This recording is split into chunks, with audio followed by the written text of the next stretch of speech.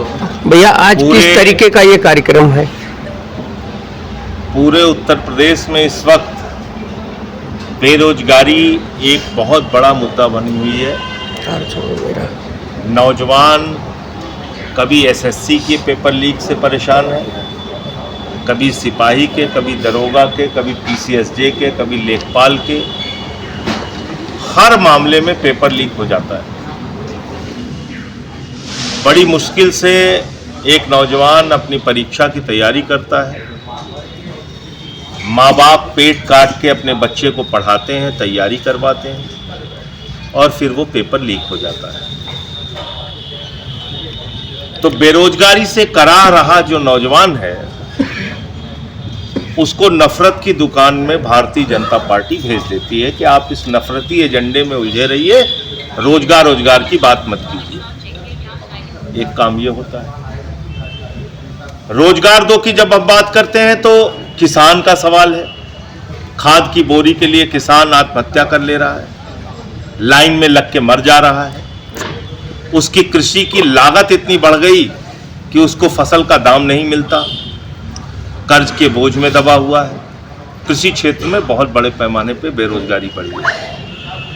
रोजगार दो की जब हम बात करते हैं तो जो लघु उद्योग, कुटीर उद्योग, सूक्ष्म उद्योग, मध्यम उद्योग से जुड़े हुए लोग हैं उनका रोजगार बुरी तरीके से प्रभावित हुआ है। चाहे वो बुनकर हों या जो भी छोटे मोटे उद्योग करने वाले लोग हैं, वो बड़ी संख्या में बेरोजगार हुए हैं। 6 करोड़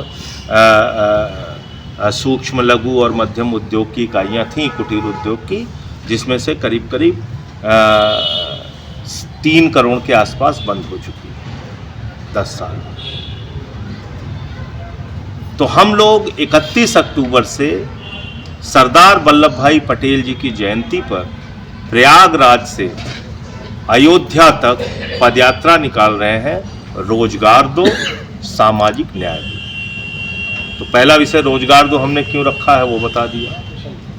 दूसरा, सामाजिक न्याय दो की जब हम बात करते हैं तो चाहे वो बांदा विश्वविद्यालय का मामला हो या लखीमपुर के कोऑपरेटिव बैंक का, हमने देखा कि उत्तर प्रदेश में किस तरह से जातीय भेदभाव के नाम पे आरक्षण को खत्म किया जा रहा है, संविधान को कुचला जा रहा है। आज भी बहुत सारी ऐसी घटनाएं रोज हो रही हैं उत्तर प्रदेश में जिसमें साफ तौर पे देखा जा सकता है कि जाति के आधार पर कार्रवाई होती है, भेदभाव होता है। जब हम सामाजिक न्याय दो की बात करते हैं तो सामाजिक न्याय में आज देख रहा हूँ उत्तर प्रदेश के अंदर मुसलमानों को टारगेट करके उनके खिलाफ कार्रवाई की जाती है और हिंदुओं से कहा जाता है जश्न मनाओ, मुसलमान को चले जा रहे हैं। तो क्या ये हिंदुओं के लिए जश्न मनाने का कारण है? नहीं। क्योंकि अगर आप बुलडोजर नीति देखेंगे, बाबा बुलडोजर के राज में बुलडोजर की सच्चाई जब आप देखेंगे तो आपको याद रखना होगा 43 में से एक मुसलमान नहीं था। बनारस में सबकी दुकान, 100 साल पुरानी दुकान जमींदोज कर दी गई। यहीं सुल्तानपुर में 35 घर उजाड़े गए जिसमें वाल्मीकि समाज के अच्छी खासी संख्या में लोग थे। यहीं अयोध्या में हजारों घर उजाड़ दिए गए, सारे के सारे हिंदू थे। काशी कॉरिडोर के नाम पे हिंदुओं के घर उजाड़ दिए गए, जमींदोज कर दिए गए। और यही कार्रवाई हर जगह हो रही है। हमारे दिल्ली में आप जाके देखिए, जहाँ से मैं सांसद हूँ वहाँ पे पूर्वांचल के, यूपी के, बिहार के, मद्रास के, बंगाल के लोगों के घर 80-80 साल पुराने उजाड़ दिए, बर्बाद कर दिए और कहते हैं मुसलमानों पे कार्रवाई कर रहे हैं। एकदम गलत बात है।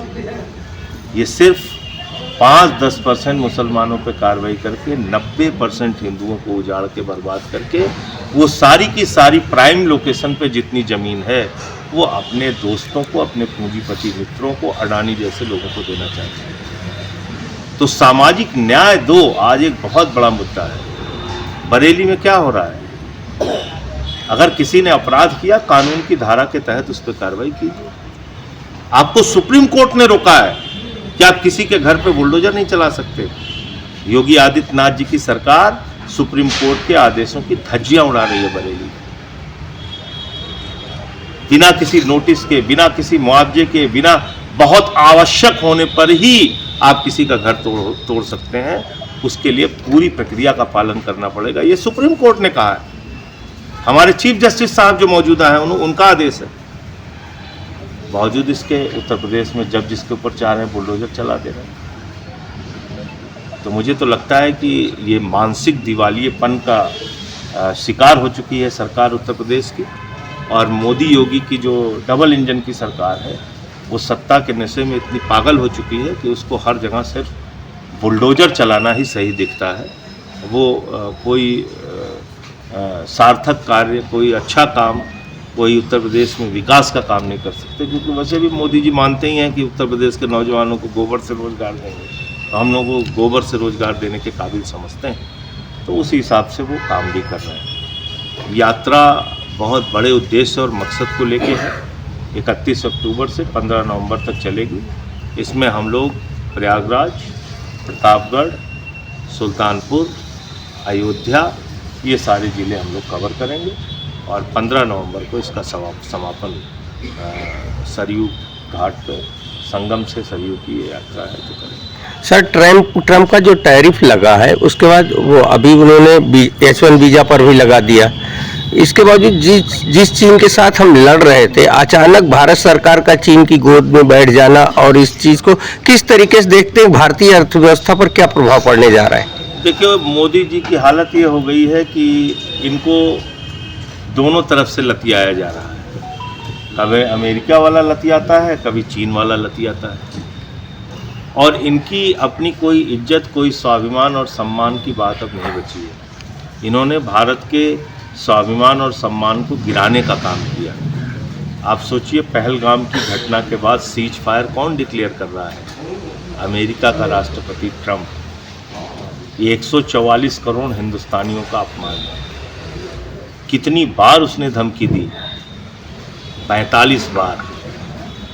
कहा कि हमने ट्रेड खत्म करने की धमकी देके, यानी कि व्यापार खत्म करने की धमकी देके सीज फायर करा दिया। क्या कह रहा है ट्रम्प? कह रहा है हम आसिम मुनीर और आसिम मलिक से बात करेंगे। कौन है ये दोनों?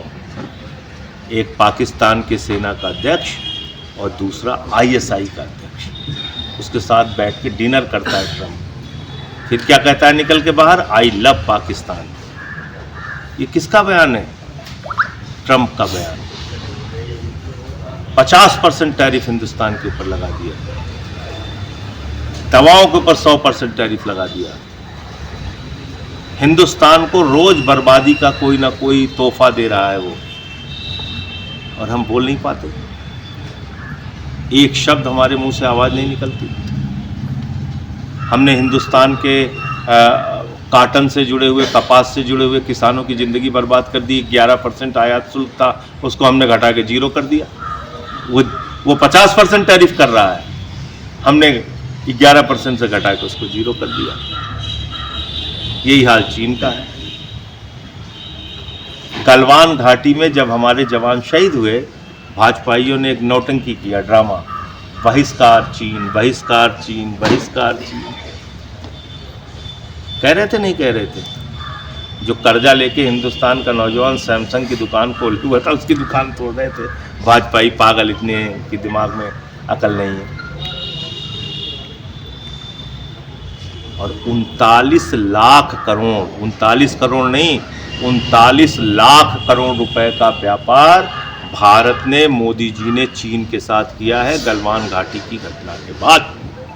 यानी कि चीन का 39 लाख करोड़ का सामान हिंदुस्तान आया है। कहते हैं स्वदेशी की बात। 190 देशों से, मैंने वाणिज्य मंत्रालय का आंकड़ा उठाया, आप भी निकाल के देख लीजिए। 190 देशों का सामान हिंदुस्तान में बिकता है। साइप्रस, मलेशिया, छोटे छोटे देशों का, कतर, दुबई, नेपाल, बांग्लादेश, कोई देश बचा नहीं जिसका सामान नहीं बिकता है। और कह रहे हैं हम स्वदेशी अपनाएंगे। तो एक ड्रामेबाज प्रधानमंत्री हैं हमारे, वो झूठ बोलने की फैक्ट्री है अपने आप में। अभी कह रहे हैं बचत उत्सव चला रहे हैं। 80% तो डीजल पेट्रोल पर टैक्स ले रहे हो आप, ये बचत उत्सव है। आपने कोयले के ऊपर टैक्स बढ़ा दिया, तो कोयले का इस्तेमाल जिन जिन चीज़ों में होता है, चाहे वो बिजली में, चाहे भट्ठे में, ईंट बनाने में, वो सब महंगा होगा नहीं होगा?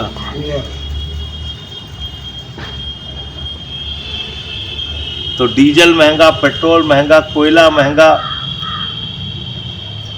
कच्चे माल पे 12% से बढ़ा के टैक्स आपने 18% कर दिया, और नोटबुक जो तैयार होती है उससे फाइनल आइटम जो तैयार होता है उसको 5% से घटा के 0% कर दिया। तो ये चपत उत्सव है, बचत उत्सव नहीं है। तो इन तमाम मुद्दों को हम लोग इस यात्रा के दौरान सर, एक अंतिम सवाल, की जनता को जगाने का एक अंतिम सवाल, इन सब घटनाक्रम के बीच में एक सोशल मीडिया और काफी चर्चा रही कि भारत सरकार ने अमेरिका के साथ कोई कृषि समझौता किया है, क्या सच्चाई है उसमें? अब उसकी कुछ डिटेल हमें मिलेगी तो मैं आपको ज़रूर बताऊंगा उसके बारे में, लेकिन जो जानकारी थी आपके साथ शेयर कर दिया। टैरिफ इन्होंने 50% बढ़ाया है, दवाओं के क्षेत्र में इन्होंने टैरिफ बढ़ाया है, और आए दिन हिंदुस्तान को धमकी देता ही रहता है ट्रम्प। तो आप देखते हैं सर, योगी सरकार का कहना है कि तो लागू है हिंदुस्तान में, जिससे और सच्चा 27% आबादी के अनुरूप नहीं है। देखिए, ऐसा है कि आप कह रहे हैं कि उसको बढ़ाने की बात, तो जब तक इस देश में जातीय जनगणना की मांग हम लोग क्यों कर रहे हैं? जातीय जनगणना जब पूरी होगी तब आपको पता चलेगा किस जाति के कितने लोग इस देश में रहते हैं और उनका सरकारी नौकरियों में भागीदारी कितनी है, और उसके आधार पर आरक्षण बढ़ाया जाए, ये है पूरी मांग। तो इसलिए मंडल कमीशन तो लागू है इस देश में, लेकिन अब जो मांग है जाति के आधार पे जनगणना कराई जाए और उसके आधार पे आरक्षण।